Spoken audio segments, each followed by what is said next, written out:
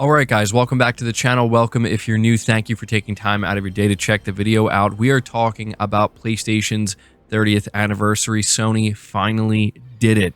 They did something that fans have been begging them to do since the official launch of the PS5, and that is themes. And I'm not just talking about a custom theme for the Welcome tab. I'm talking about proper themes that display across the entire PlayStation 5 UI. This is, again, something that people have been basically screeching at Sony to finally do something about, because it's something that they did with the PS4 and they did it really well and people loved it, and it was just like a huge aspect of the PlayStation 4.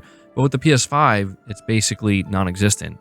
That changed today, but to make it even better, these themes that Sony released are all free and they are nostalgic. They are based on every PlayStation console. There's one for the PlayStation 1, 2, 3, and 4, and a 30th anniversary theme. And when you apply it, basically the top of your screen, I would say 1/3 of your screen when you're like hovering over a game, still kind of shows that theme. It's kind of like overlaid over the background image that is displayed when you hover over a game. So it remains consistent across the whole UI, but they also changed the sounds as well. The sounds that you hear when you pick any one of these themes is associated with the sounds you would hear with the PS1, 2, 3, or 4, and it's amazing.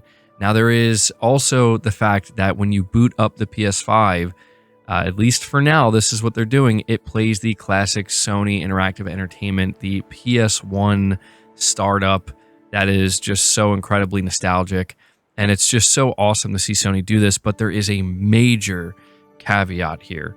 And it's actually so significant that there's already people petitioning against it. And that is, Sony announced this is only for a limited time. So what we are seeing here apparently is not permanent. It's something that we're only going to be able to enjoy for, well, they didn't specify the exact amount of time. I would assume a couple of weeks, maybe a month or two. But obviously this is the only frustrating part about this. People absolutely love what they're seeing here, and they don't want to see it taken away.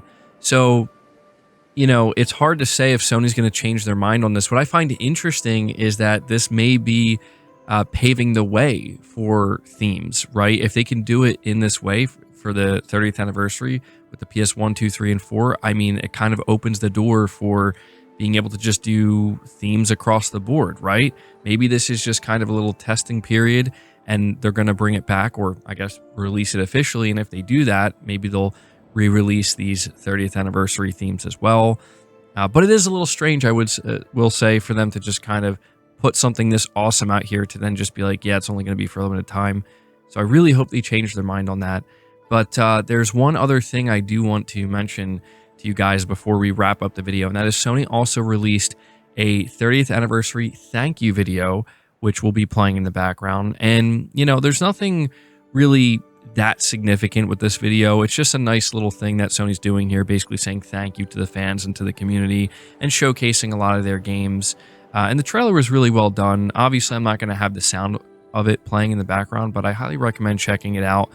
But something that people did pay attention to is that at the very end, they seemingly did the thing with Bloodborne, right? Obviously, there's been a lot of talk about Bloodborne, about From Software, and the very last shot of the trailer says it's about persistence, and it shows Bloodborne for the first time throughout the entire trailer. And so, you know, naturally, it's just one of those things that a lot of people are kind of latching onto, being like, Sony, bro, why are you doing this to us? Like, surely you have to be teasing something here, right?